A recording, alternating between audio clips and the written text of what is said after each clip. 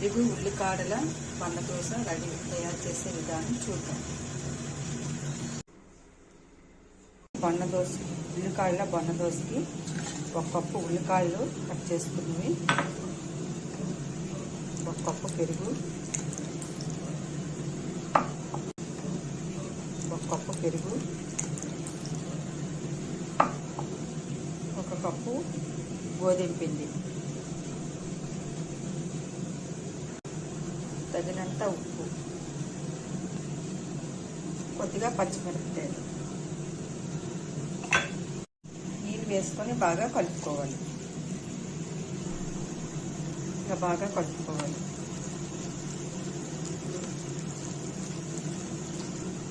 కొద్దిగా జీలకర్ర వేసి బాగా కలుపుకోవాలి.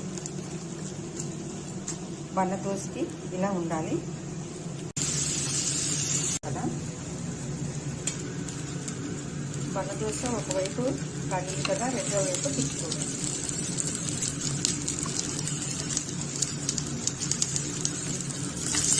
ఒకవైపు వేసింది కదా, రెండో వైపు తిప్పుకోవాలి.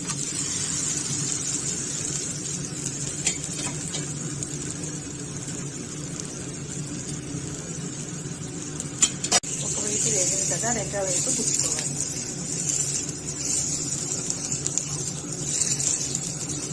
రెండో వైపు తిప్పుకున్నాం కదా, ఇలా బాగా రెండో వైపు తిప్పుకున్నాం కదా, ఇలా బాగా వేసి ఇలా ఆయిల్ అంతా వేసుకోవాలి.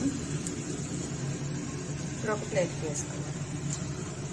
ఉల్లికాడలు బన్నదోస చాలా టేస్టీగా ఉంటుంది. మీరు కూడా ఒకసారి ఇలా ట్రై చేయండి.